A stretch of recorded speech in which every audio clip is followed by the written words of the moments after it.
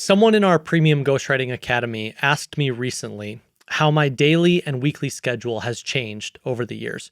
So, what my schedule was like when I was 24 years old. I was working a full-time job and writing on the side, versus when I was 26, I quit my job and I went all in on ghostwriting.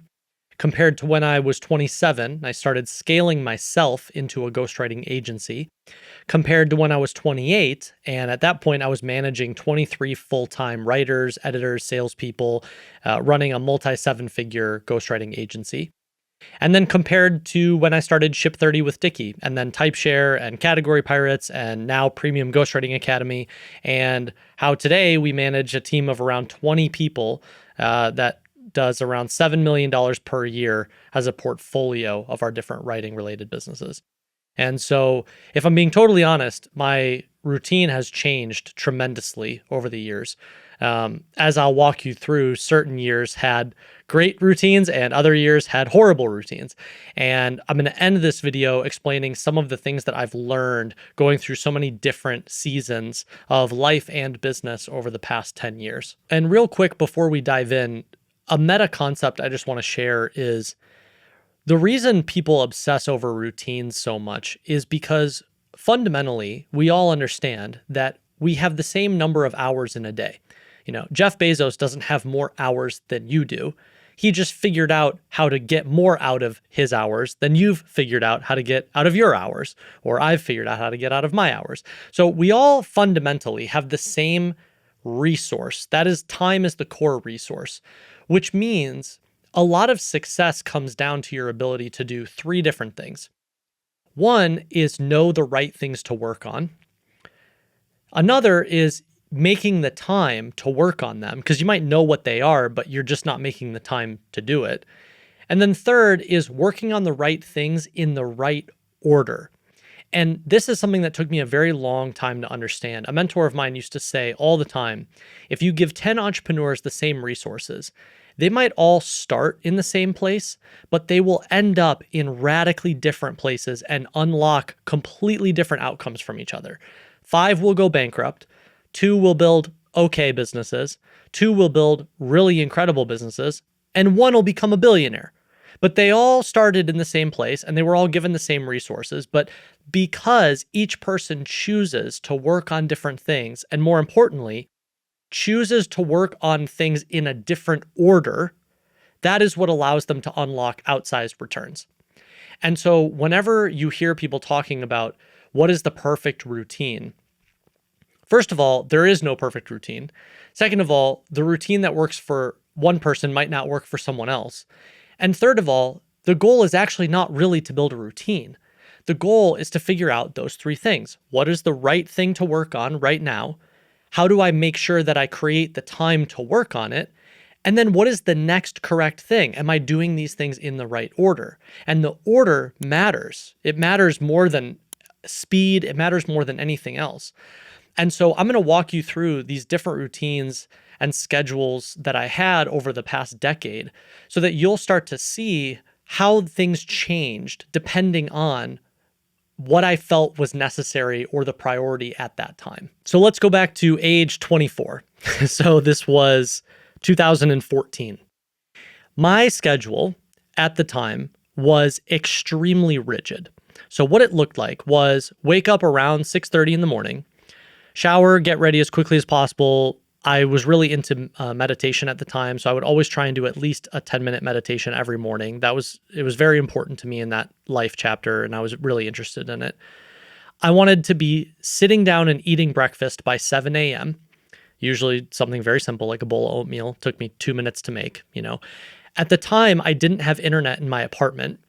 And the original reason why I didn't have internet was because after I paid my rent, after I bought groceries, and after I bought my monthly train pass so I could commute to and from work, I literally couldn't afford it. I did not have an extra $70 a month to pay for internet. So during breakfast and every other time I was in my apartment, I would just read. I would just read or write. And over time, I got so used to that. And I started to realize how much more productive I was by actually not owning internet for that chapter of my life, that I set a goal to myself saying, I will not allow myself to get internet until I publish my first book. And that's what I ended up doing. I didn't have internet for 4 years, and I ended up publishing my book 4 years later, and then I finally got internet. So small little tidbit from that chapter. My goal was to be out the door by 7:20 in the morning so I could catch the 7:30 a.m. train. I would commute an hour to work both ways. So I'd leave around 7:30 and I'd get I was living up north in Chicago, and I had to commute all the way down into the middle of the city and then into the West Loop. Usually took an hour, so I'd get there around 8:30. Get to work around 8:30, spend the first 30 minutes, making coffee, organizing my stuff for the day, getting ready for whatever meeting I had at 9 a.m. with the team, that sort of stuff. And then I would work from 9 a.m. till about 5:30 or 6 p.m. And all day, I learned a lot in that job. I was working at an ad agency. It started to click for me. I didn't enjoy it at first, but it started to click that I was getting paid to learn so many skills that I was ultimately going to need to know how to do. I started out as a very entry-level copywriter, and I would proofread documents all day long, and I hated it. It was so boring. But then I reframed it to myself and went, well, Cole, if you want to be a writer, you should probably get pretty good at editing and close reading. So treat this as practice. So that helped me have a more conscious relationship with my work. Then I started getting into social media content writing for clients. I hated it. I was doing content writing for like coconut water brands and random clients that I really was not interested in. But then I reminded myself, well, Cole, you want to make it as a writer, and writers should probably know how to write on social platforms, right? So then I was like, okay, I might as well treat this like I'm acquiring a skill. I ended up playing just about every single role you could play at this small ad agency. Talking to clients, I eventually did sales, client management, internal, hiring documents. I ended up playing every single role. And every time in that moment, I thought it was a waste of time. And I was like, wow, I'm spending all day, every day doing all this stuff that I'm really not interested in. I just want to write. And then I didn't realize that I was acquiring all the skills that I would later use to build all of the businesses that I've built since then. So just a little side note for you, whatever you're doing right now, you probably underestimate how many different skills you're acquiring and how you are getting paid to acquire those skills, which again is why I'm such a big proponent of ghostwriting, because ghostwriting allows you to practice and allows you to get paid to learn all of these skills. So then I'd work until, 5:30, 6 p.m. Usually around 4 or 4:30, I would grab my second cup of coffee. That was actually my halfway point in my day, which you will see. So I'd recaffeinate around 4 p.m. Usually around 4:30 or 5, I would pull up a quick Quora question. I didn't have internet in my apartment, so I would sit at the office around 5 p.m. I would find a Quora question that I wanted to answer, and then I would write an answer to it. And that's how I started writing on the internet. Started writing on the internet after college. I had been doing it since I was a teenager, but that was when I started to really take it seriously. I'd do that real quick, then I'd try and catch the 5:30 p.m. train, sometimes 6 p.m., another hour. So I wouldn't get home till 7. While I was commuting, the hour in the morning and the hour in the late afternoon, this is when I would read. And at 24 years old, 25 years old, this is when I started to read the most that I've ever read in my life, because I had 2 hours a day where I was just sitting on a train. And so I just devoured books. And I studied fiction in college, and this was really the first time that I started reading nonfiction. I read a lot of business books, self-help books, Simon Sinek's Start With Why, Napoleon Hill, Think and Grow Rich, Dale Carnegie, How to Win Friends and Influence People. I just went down the list, and I was probably reading a book a week. And so it was commuting time, but I made it productive. And so I did a tremendous amount of reading in those years. Then I'd, get home around 7 p.m. I'd eat a quick snack. I'd head to the gym. I was really into bodybuilding at this point. I was very into bodybuilding in college. I was like a year out of college at this point, just starting to get into the real world. And I still wanted to keep that habit. I was also in great shape and really healthy. And, it was important to me that I at least go to the gym for an hour and a half a day. So I'd eat something real quick, go to the gym, be home and eating dinner by 8:30. And then my goal every night was to be sitting down at my desk, either eating dinner or having just finished dinner by 9 p.m. And then from 9 p.m. till about 11 p.m., sometimes midnight if I was really flowing, sometimes only 10 o'clock, I'd only get an hour in if I was just exhausted from the day. But those last 2 or 3 hours of the day were the only hours that I really had fully to myself. Aside from going to the gym and just keeping my body working, those were my only productive hours for anything that I wanted to work on. And I was living up north in Chicago. I was living in a very rundown apartment. I didn't have air conditioning. I didn't have really any furniture. I had a bed and a desk, and that was literally it. And very quickly after graduating and entering the real world, I started to realize that if I didn't reinvest that little bit of time into myself, my life was just going to be waking up, getting on a train for an hour, working all day, getting back on a train, coming home, having dinner, watching TV or YouTube, going to sleep, and doing it all over again. And that was just not enough for me. And I felt really stuck in this position where I wanted to make more money, but I really didn't want to make more money doing something that I didn't love. I was so determined to figure out how to build a life around writing. And yes, there was writing involved in my work, but really I was showing up to a job, and I would bounce around and I would sometimes use writing, but I was just at the whim of whatever the agency needed. And it really wasn't the thing that was my true passion. So I had to figure out how to make my passion profitable. And that is a very hard thing. And the only conclusion that I could come to is I have the last 2 hours to myself. And I can either squander those hours or I can reinvest them very deliberately. And so this was essentially my schedule from age, 23, 24, right out of college, 25, 26. I basically lived this way the whole time.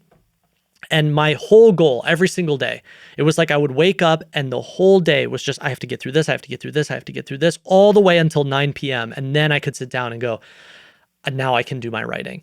And at the time, just to show you, how little I knew, at the time, my writing, aside from starting to write on Quora and sort of doing that, 20, 30 minutes a day right after work, the writing I was focused on was writing my first memoir called Confessions of a Teenage Gamer. And I had no idea what it looked like to make money as a writer. All I knew and all I thought was that if you wrote something really great, if you wrote a masterpiece, somehow the world would reward you. And so I spent those 4 years deprioritizing everything else so that I could write this memoir, which, in many ways I still stand by. I think it's the best piece of work in my library to date. And I wrote it a decade ago. I still think it's the best thing that I've ever written. But it required me to give up a lot in order to prioritize that time. And so I didn't really go out. I didn't really spend weekends with friends. I never went out on weekdays, ever. Maybe once a quarter, once every 6 months, I would go do some sort of event. I'd go to a music festival or something. Maybe once or twice a year, I'd give up a weekend and I'd go visit my family or something. But for the most part, I really, really prioritized those last 2 hours of the day and my weekends. On weekends, I would just wake up first thing Saturday morning. I'd write for 3 hours. I'd go to the gym, break for lunch, come home, write another 3 hours, hang out the rest of the day. Sunday, I'd do it again. My goal on the weekends was to double or triple however many hours I got of practice during the week. And so as a result, I got a lot better at writing very quickly because I was prioritizing it over everything. The cost was I didn't really have much of a social life. I endured a lot of peers challenging me constantly, like people at work being like, come on, we're going out after work. It's Tuesday. Why don't we go get tacos? Let's go get drinks. Let's go do something, and I'm like, sorry, catching the train. I'm going to the gym, going home, getting my 2 hours of writing in. And that was the challenge of that life chapter. But 4 years later, I quit my job. I published my book, and, the rest is history. So I think it was all necessary, but I am aware in hindsight that I was probably more rigid than I needed to. I could have taken a couple more weekends off. I could have prioritized friends, 10%, 20% more maybe. I didn't need to be so strict with myself. But if I had to pick between the two, I'm glad that I did what I did. So that was pretty much my weekly, my daily, my weekly, my monthly, my yearly routine at that age. And my schedule didn't really start to change until 2016 when I was 26 and I was getting ready to quit my full-time job. So quick context here, just so you understand what was happening at the time. When I got ready to quit my job, I really didn't know how I was going to make that amount of money. Again, I didn't know how I was going to pay my rent. The context of what was happening at the time is that I had made a lot of traction on Quora, so I felt pretty confident in my ability to write and to write things that people wanted to read. At this point, it's not like I had some huge audience. I maybe had 8,000 followers or something, but I had racked up millions and millions of views. So I knew, and there was plenty of signal showing me, hey, there's some potential here. There's a lot of data trending in this direction. You would be smart to double down on it. The same day I quit my job, also coincidentally, I didn't really plan for this, but then as it started to line up, I thought, oh, this is pretty cool. But the day I quit my job, so my last day of work, showing up to the office, was the same day that I published my memoir, Confessions of a Teenage Gamer. I self-published it. I hooked it up to my website. I had Stripe. I put it on Amazon. That was a very cool and exciting day. And so that also felt like a big loop in my life was getting closed, and I felt ready for something else. I was ready to start a new project. And at the time, I was making around $1,000, $2,000 per month writing columns for Inc. magazine. And how that worked was I had had so many answers on Quora republished in Inc.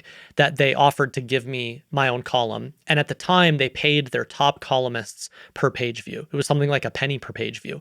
So it was you get compensated based on how much traffic you generate. And so I had gotten really good at generating traffic on Quora, and originally they were like, can you write, 4 or 6, I forget what it was, columns for us per month. And I came back to them and said, could I write 1 per day? Because I had a mechanism to make money. That was the first time I'd ever had a mechanism to make money from my own writing. They were like, you're crazy, but sure. And that's what I did. So every single day I would write a Quora or an Inc. magazine column, and I drove millions and millions of page views for them. And I didn't quit my job until I did that for about 6 months and proved to myself, it's not just, oh, I went viral 1 month and I made $1,000, but then it goes to zero the next month. I wanted 6 months of data to prove to myself that I could generate that amount of income over and over and over again. And I could, and I did. And so after 6 months of tracking that and finding that average, okay, on average, I'm making $1,500 or whatever from Inc. magazine. That was like 40% of what I was making from my full-time job. So when I decided to quit, it was really a calculated bet, saying to myself, well, I don't really know how I'm going to cover the other 60% of my income. I just assume if I had 8 or 10 more hours each day to reinvest in myself, I bet I can figure it out. And so that was really it. It was a risk, but it was a calculated risk. And I trusted myself and my ability, and I had enough data at that point showing me, I wasn't just closing my eyes and jumping off a cliff and hoping that it all worked out. I at least knew which direction I was going to run in, and I had enough under my feet to know I felt confident in my ability to figure it out. And then as the story goes, if you've been following my content, you know, because I've told this a million times, but I fell into the world of ghostwriting. Landed 1 client, 1 led to 2, 2 led to 4, 4 led to 8. All of a sudden, I was making 20 grand a month doing ghostwriting, literally 2 months after I quit my full-time job. And it was a very surreal thing. It happened very, very quickly. But something that I haven't talked a lot about and I haven't shared very much of is right around the same time. This happened like right before I decided to quit my full-time job. Is I was lifting in the gym one day, and just in the middle of an exercise, I felt this pop in my neck. I ended up herniating a disc. And so when I quit my job and like going into that, and then after quitting my job, basically I had to stop going to the gym. I had this herniated disc. It was extremely painful. I was basically on painkillers for 3+ months. I would sit at work and just have like an ice pack on my neck the whole day. It was one of those things where it wasn't severe enough to need surgery. So I basically just had to sit around and wait for months and months and months for it to heal on its own, but I couldn't lift. And the hardest part about that wasn't just that I was in pain. It was the fact that this vehicle for me going to the gym and really just my love for bodybuilding and lifting weights and everything just felt like it was being ripped away from me. And so I no longer had this vehicle for, letting my stress out every day. Or even just like feeling the endorphins of going to the gym and all of the things that come with it. And so that's a really important part of this story because very quickly after I quit my job and I couldn't go to the gym, so I had this, extra 2 hours every day. And at the same time, I'm on painkillers and I'm, struggling a little bit with depression and like a lot of things were very challenging about that. And so my daily schedule basically became wake up, eat breakfast, immediately dive into emails because now I have clients, take client calls, ghostwrite, more emails, make lunch, more calls, ghostwrite, more emails, and then write on Quora and then keep writing my columns for Inc. magazine. And then maybe at night I would talk to my long distance girlfriend who's now my wife. You'll see that theme over the years. And then I'd go to bed and I'd wake up and I'd do it all over again. And so my entire life, just to paint the picture, very quickly when I no longer go to the gym, so I don't have that outlet.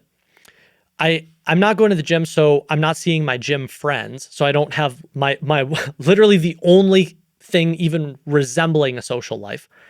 I just quit my job. And so I don't have the accountability that comes from working with other people in a team and everything, and so because I'm not showing up to an office, I also don't have the social life that comes with work when you do show up to an office.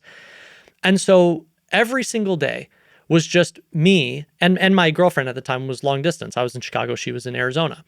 So every day was just me in this little studio apartment with no air conditioning, sitting at a $15 desk, ghostwriting and talking to clients for 8, 10, 12 hours a day, making the most money I'd ever made before in my life, go to bed and do it all over again. And so on one hand, this chapter was extremely lonely for me. It was extremely taxing. I started to see my health take a toll. The only time I would leave my apartment was literally to walk across the street to get a coffee at the coffee shop or something. And I also lived in this perpetual state of fear because I had just quit my job. And this was the first time that I was ever 100% reliant on me, my ability to go hunting, to find some clients, put some food on the table. And so I was terrified every day that was going to go away. I was like, yeah, great, Cole, you made 20 grand this month. And then I would be afraid that the next month it would all just vanish. And so I lived in this perpetual state of fear and scarcity, thinking that this wasn't going to last, which made me feel like I had to work harder. But I was already working 8, 10, 12 hours a day by myself, not leaving my apartment, had no social life, wasn't going to the gym, wasn't taking care of myself, was losing weight because I wasn't prioritizing really eating. I didn't have a reason to eat like I used to because I wasn't going to the gym. And it created this vicious cycle where for that year, it's like I saw the number going up in my bank account because I was making more and more, but every aspect of my life was declining in health, my relationship felt taxed. We were dating long distance. Like I wasn't seeing friends. And this was really the beginning of, and you'll see over the next couple of years, like this was the beginning of things being really challenging because in hindsight, I can recognize that the root problem was I was constantly living in fear that all of this was going to go away. And until I addressed that fear, everything else was just a symptom of that. But unfortunately, it took a long time for me to figure that out. And so what happened was I continued scaling myself and I became more and more successful on paper. But every other aspect of my life, except for the revenue of my business, which was going up, was going down. Health down, relationships down, social life down. Everything was going down. So then my schedule started to change. The next year, I was 26 years old when I quit my full-time job. I was ghostwriting by myself. I was sort of going through this lonely phase. And then around when I turned 27, me and one of my closest friends decided I had stumbled onto something really interesting and we thought we could scale this into an agency. And the plan was he would talk to the clients, he would do all the client facing stuff, and I would do the ghostwriting. And then we would scale by hiring ourselves out of those roles. So he would hire editors under him and he would train editors to talk to clients. I would train writers and I would teach them how to write and ghostwrite like I did. And then that's how we would scale the business. And we would both be responsible for sales and taking sales calls.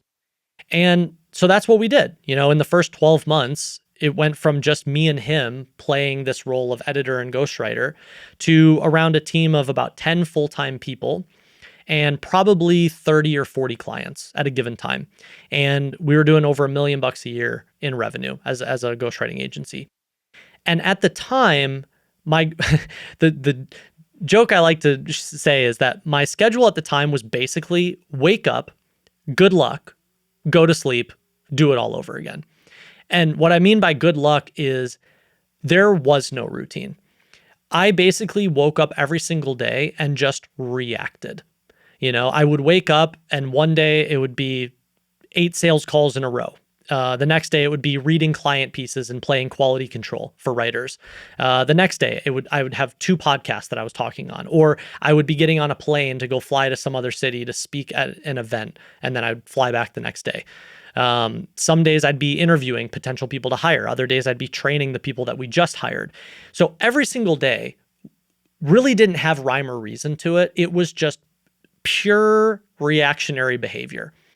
And of course, amidst all of this, the most taxing part was that we were growing so quickly that, maintaining quality, especially for something like ghostwriting, is very hard when you're hiring new writers and you're growing as quickly as you are. Like there was an 8-9 month stretch where we were hiring 2 to 3 to 4 full-time people every month after month for 8-9 months in a row. And so you're never really stopping or pausing to clean up things at each level. This is why, I lived it. So whenever I'm helping other ghostwriters scale now, that's one of the first things I tell them. I'm like, you got to here, stop. Like, stop taking on clients. I don't care who offers you money. Pause, because you need to clean things up at each level. And I unfortunately learned that lesson the hard way. But the hardest part about this phase is that because we were growing so quickly, writers would come up with, they would do the writing for clients, and then a client would come back and be unhappy with whatever the piece was. And so I would have to step in and basically rewrite the piece, which again, in hindsight, huge mistake. Like there was a much deeper level problem that I should have solved. So what would happen is I would be there. Every day was basically a sprint between I'm on a sales call, immediately after I'm jumping onto like a team call, immediately after a client's unhappy, I have to step in. I have 30 minutes before my next call. I have to rewrite their whole piece in 30 minutes, set the timer, ready, go. Oh, I just finished. Okay, I'm jumping on the next sales call. Oh, wait, I'm interviewing the next person after that. Oh, another client is unhappy. I have to rewrite their piece. I only have 30 minutes, set the timer, boom, go, do that now. And so, at the time, that was about as taxing as it gets. In hindsight, I go, wow, I developed a superpower because I got to the point where in 30 minutes or less, I could take a client that I had never ghostwritten anything for before ever. I could open up their file in 30 seconds. I could understand what their voice was, how it needed to sound, how I needed to structure it. I could skim through the whole transcript in 3 minutes and go, oh, those are the main points. I've shelled the whole thing out in my brain, got it.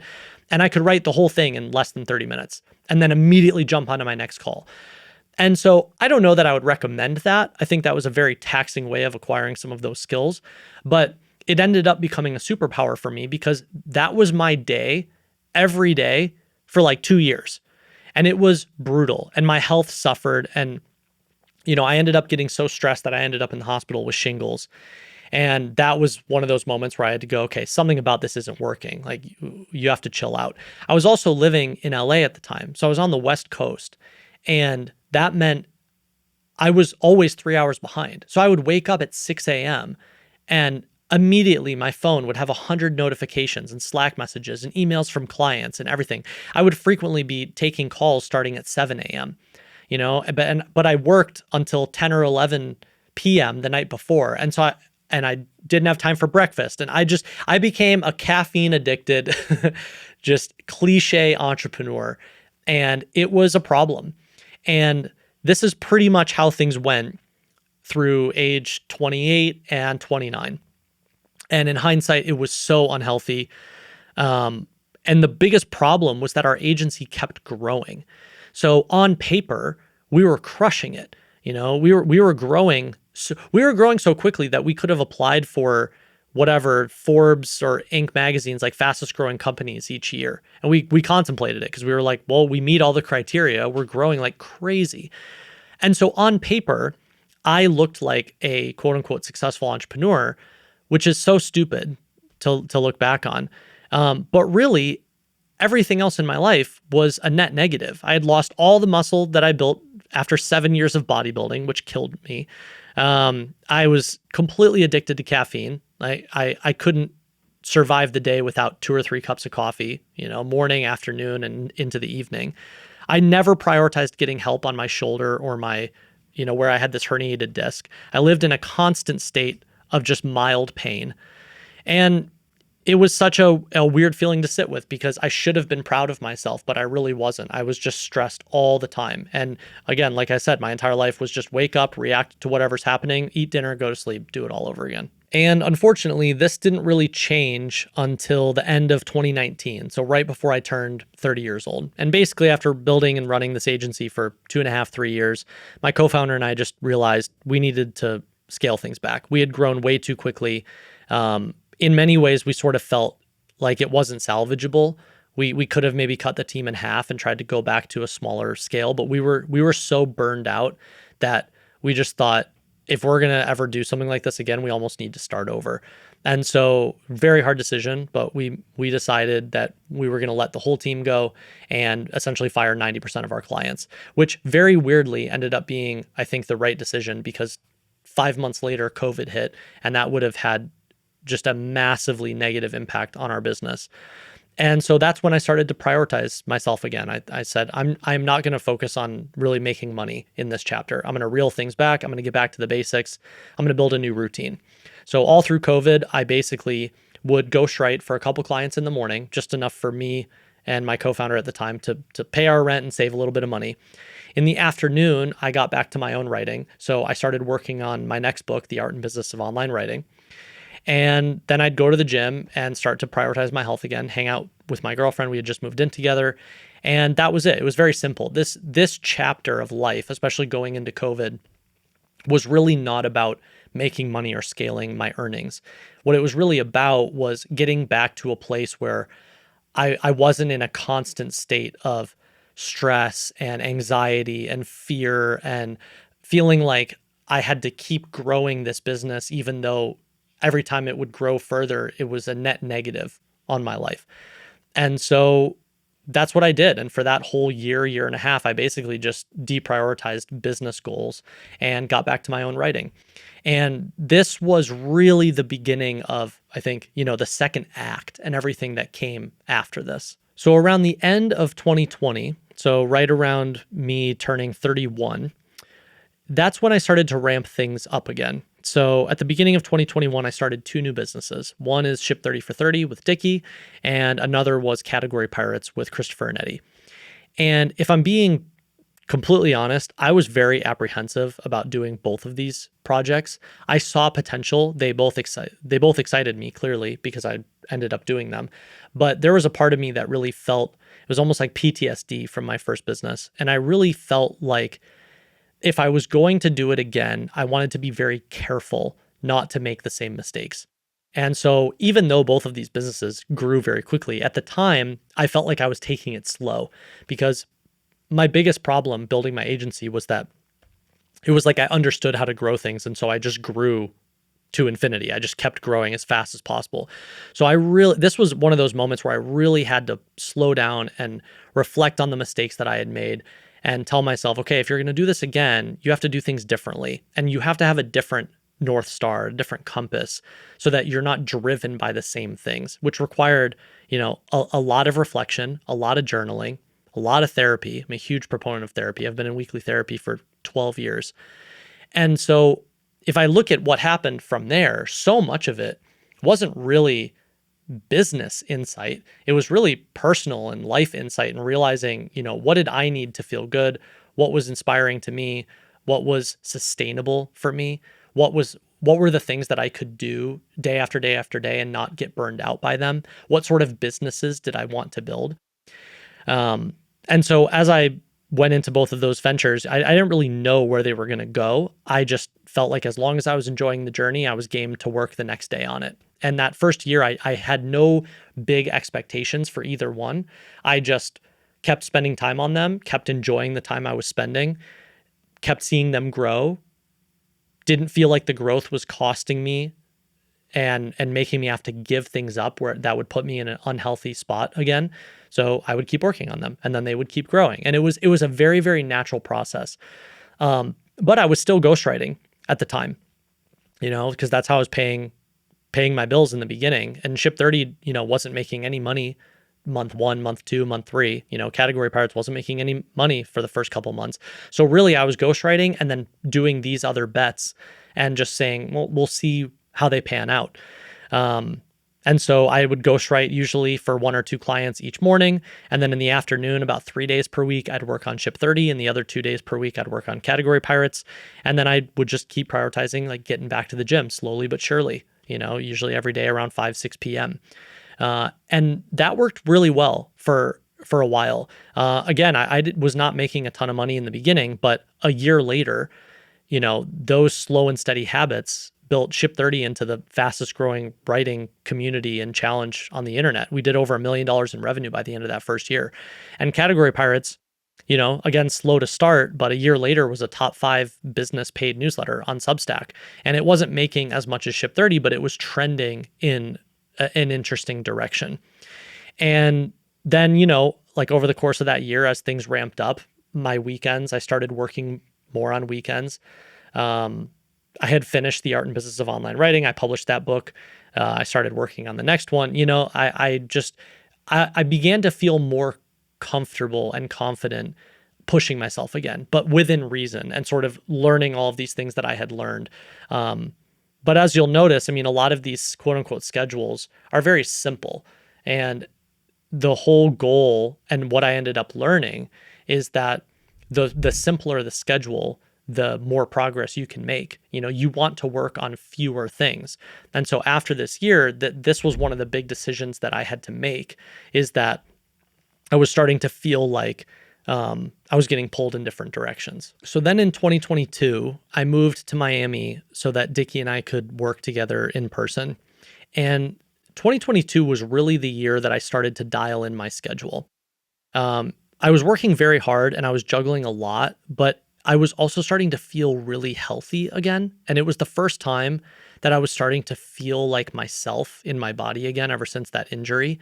And I was beginning to learn how I could do both, how I could push myself in business and with my writing very hard, but I could still prioritize my health and feeling good and having, healthy, sustainable relationships and having somewhat of a social life. And this was the first time that I really felt like I was finding balance, even though I wasn't chilling. I was still pushing very hard.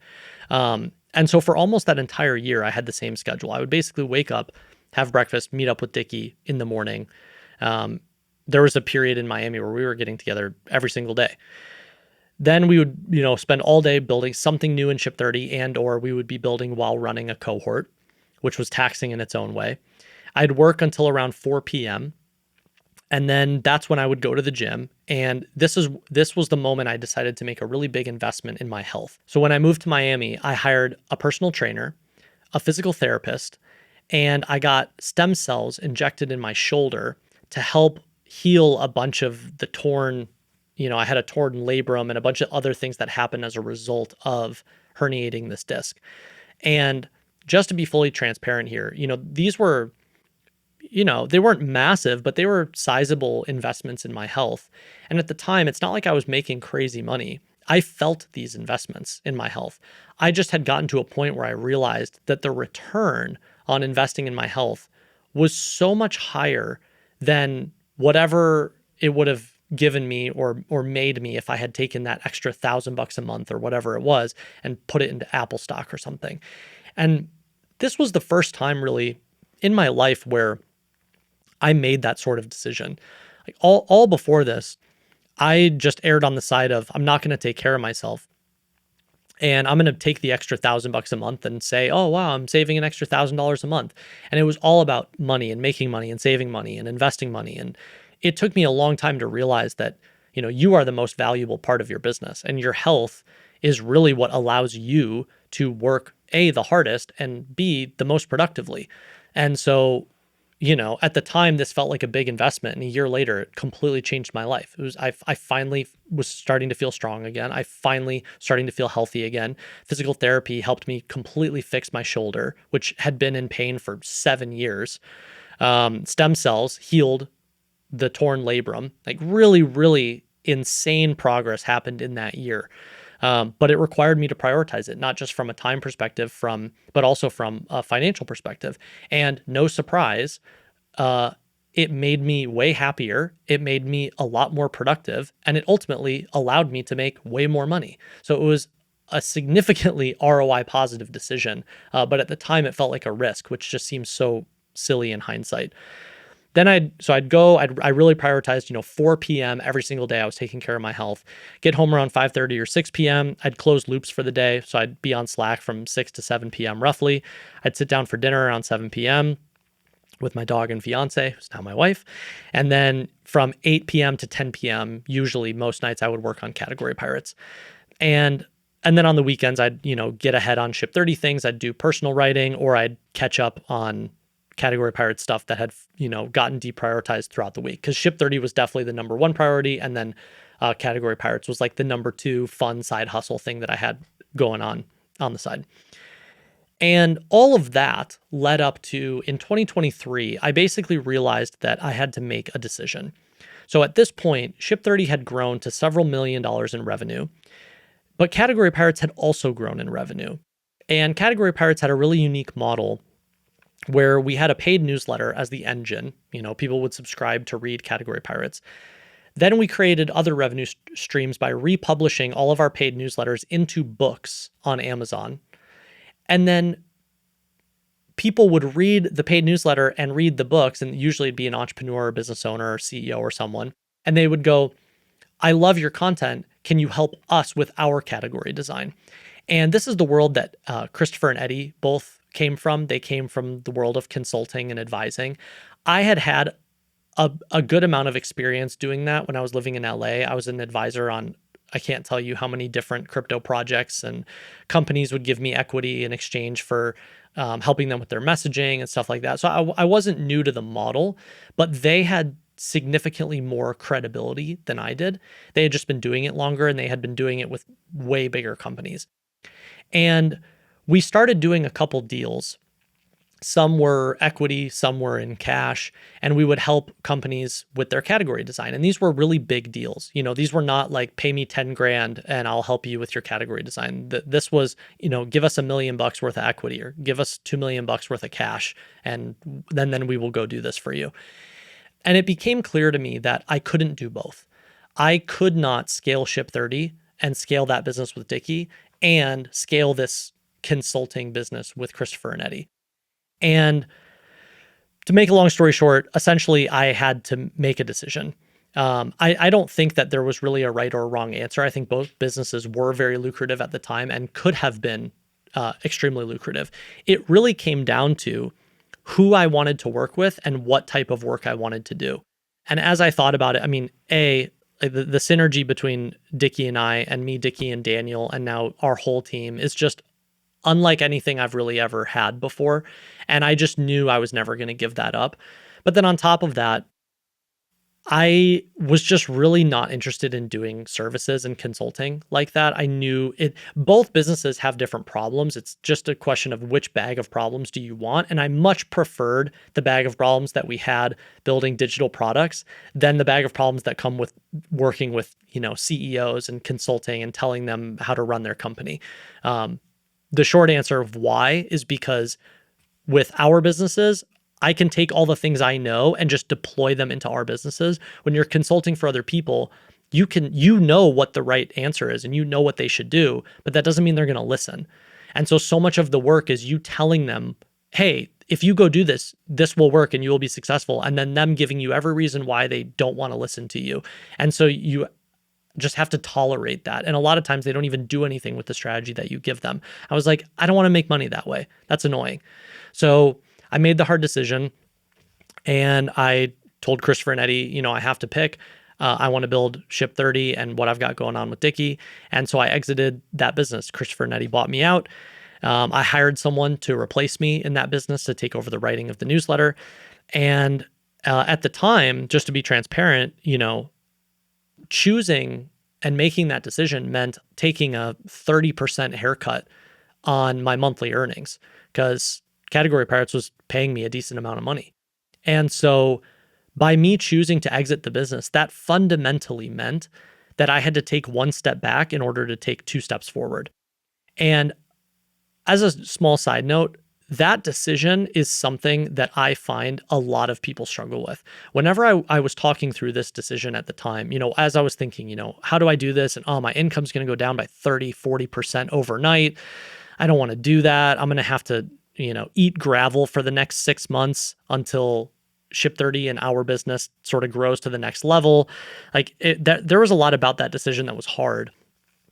And whenever I would talk with entrepreneurial friends about it, the vast majority all pushed back and said, Cole, you don't have to pick. You can do both. You can do both. And I have learned over the years that you can do both is the biggest fallacy in not just in business, but just in anything you want to make meaningful progress on. And also, all of the people that were telling me to do both, when I looked at their lives and their businesses, they were trying to do multiple things and they were all stuck and they were all struggling with it.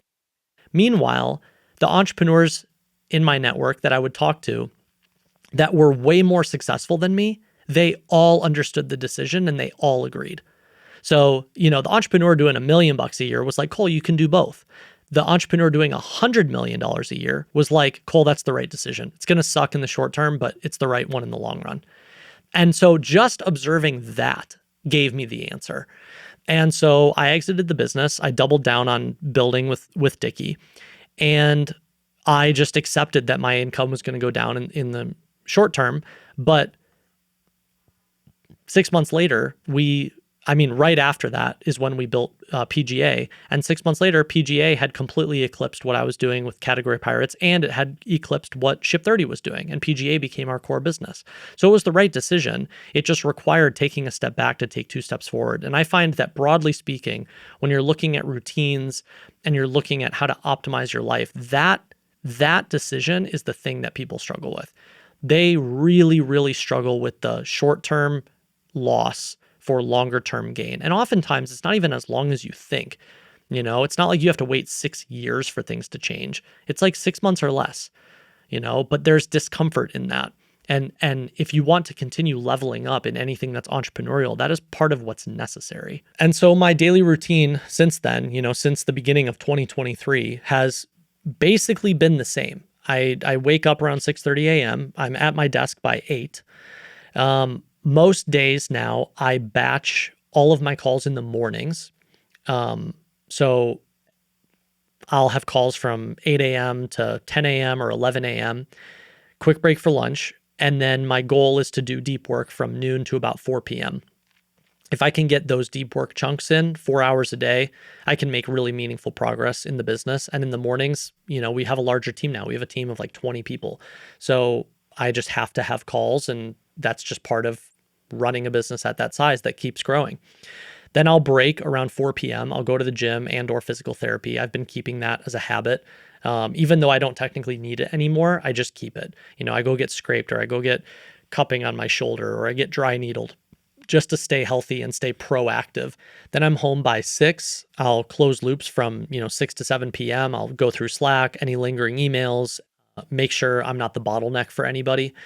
Dinner around 7, and then I'd say about half the days in a given week after I eat dinner, I will go back to work. So I'll spend another 2 hours before bed working on something. It's especially weeks where I am call heavy and I don't get in as much deep work. Sometimes that just means I got to prioritize it elsewhere, so I'll have calls all day talking with people, and then 8 to 10 p.m. is when I make serious progress on a new curriculum or a new digital product or something. The other half of the days, I'm too exhausted from the day, and I'll just, zone out after dinner and just hang out with my wife and recharge. And then weekends, almost every weekend I work. So Saturdays, I will usually reserve for some sort of personal writing, whether that's, my own social content, or that's working on a new book or some other side project I have percolating in the back of my brain, maybe outlining a new digital product for us that I think would be really great, 3 months from now or 6 months from now. And then Sundays, I'll usually spend 2 or 3 hours just reflecting on the week and prepping for the next week, doing some light scripting and writing out notes for YouTube videos and podcasts like this one. I feel very strongly that those 2 or 3 hours on Sunday are important for really getting the week started on the right foot. I find that whenever I don't do that, Mondays just feel way too overwhelming. And that's basically been my schedule. And it is a really, really nice blend of work hard, but work smart. And what I've learned, just to share a couple takeaways for you as I've gone through these different life chapters and built different businesses and taken them to different levels and all of these different things, my routine has changed, but the fundamental lessons haven't. And these will probably continue to be true as businesses progress from here. So the first one is working on the right thing is much more important than working hard. So said differently, it's better to move slowly in the right direction than move quickly in the wrong direction. And so much of where I went wrong in my mid to late 20s was I was so focused on measuring success by effort. So I felt like because I was working so hard and I was working 8 hours a day, 10 hours a day, 12 hours a day, every weekend, I was working at night, I was waking up early. It disguised the problem, and I thought I'm moving so quickly that means I'm making progress, not realizing that I was moving quickly in the wrong direction. Very different than where I am now, which is I feel like I move a little bit slower on a day-to-day basis, and I have a bit more balance in my life, but I am so much more aware of the right things to work on that as a result, our businesses grow faster. And so that's sort of the irony. You hear it from people all the time where they go, work smart, not hard. The problem is people don't know what that means. And it's a very rhetorical way of saying, you have to work on the right things. And that is more important than working quickly and hard on the wrong things. The second is you are your business's most valuable asset. So if you build a business that requires you to destroy yourself, destroy your health, destroy your sleep, sacrifice your relationships, etc., the business might be making money, but that doesn't mean it's a very good business. And it's much better, and this is what took me so long to understand, it's much better to start from a place of what do I want my life to look like? What are the non-negotiables in my life? Like for me, getting to the gym 3 to 4 days a week is non-negotiable because I would like to be able to walk later in life. I would like to not have back problems when I'm 50. Hopefully that doesn't happen. And so that is really important to me, which means if I build a business that requires me to give that up, that's not a very good business, right? And so you have to start with these non-negotiables in your life and then build a business around those things. And, it goes back to, I love great, rhetoric pieces like this, but it's like, as you work on the business works on you. And what that means is that businesses are great vehicles for examining the decisions that you make in your life. And so often, entrepreneurs that are overly stressed out, I'm saying this to the previous version of myself, entrepreneurs that are so stressed out don't realize, that they are their own worst enemy because they built the thing that is stressing them out. They built the thing that is making them have to compromise every other aspect of their lives. And so you have to view business as a mirror for yourself. And if you are unhappy with your situation, you have to take radical accountability and recognize you're the one who built it and you're the one who built it that way. And it doesn't have to be that way. Because for every stressed out entrepreneur is someone else who does the exact same thing, but is really happy and loves what they do. And so you have to figure out where are you making the wrong decisions? Going back to that little list, where are you working on the wrong things that are causing you to build a business that requires you to have to give up so much of yourself? And then third, I feel like the biggest thing is that most businesses, no matter what size they are, really don't have daily routines. So you can't measure success on a day-to-day basis. You have to extend the time horizon. Most businesses and most entrepreneurs don't have daily routines. They have weekly routines because it's very rare that you will do the same thing every day. Especially as businesses grow and as responsibilities change. And like the business we have now is a great example. I'm not managing one person, I'm managing 10 or I'm managing 20, right? So fundamentally, could I meet with all 20 people in one day? No, I have to spread those meetings out across the week, right? Which means I don't have a daily routine, I have a weekly routine. And so the same goes for whatever type of business you have, or even if you're a solopreneur. Ghostwriting is a great example. Some days you batch all your calls together. Some days you only have client calls, other days you only have sales calls. Some days you have no calls and all you do is the ghostwriting. If you set a goal of doing 100 cold outreach messages per week, you could do 20 each morning, or you could do all 100 every Friday. So it doesn't really matter what the daily routine is. What matters is the weekly routine. And are you able to get all of these things done over the course of 5 days or 7 days? This is the biggest thing that has had to change for me over the years, because I used to get really, really frustrated when I wouldn't get my personal writing time in every single day. And it took me so long to realize, Cole, if you want to build these businesses and you want to do a lot of different things and you want to have work-life balance and you want to, if you want the best of all worlds, you can't expect that you will do everything every single day, which is why even today, my personal writing doesn't happen necessarily every single day. It might happen 3 days a week, but I want it to happen every Saturday. Okay, that's the goal. Great. Might not happen every Saturday, but that's the goal. And so you have to extend the time horizon and not judge yourself on a 24-hour clock, but instead over the course of 5 to 7 days. That's how you slot all of these things in. And then the last thing that I want to leave you with is that if you're growing, your routine and your priority list will and it should change. If it stays the same, fundamentally, that means you aren't growing. So the goal isn't really to build a routine that never changes. The goal is to have the awareness of what is the right thing to work on, what is the effort and the amount of effort I need to deploy in order to make progress on that thing, and in what order do I need to do them? Is this the priority today, or is this the priority after I do those 3 things over there? And the priority list will continue to evolve. And you have to have the awareness to know what is the next priority for today or for this week or for this month.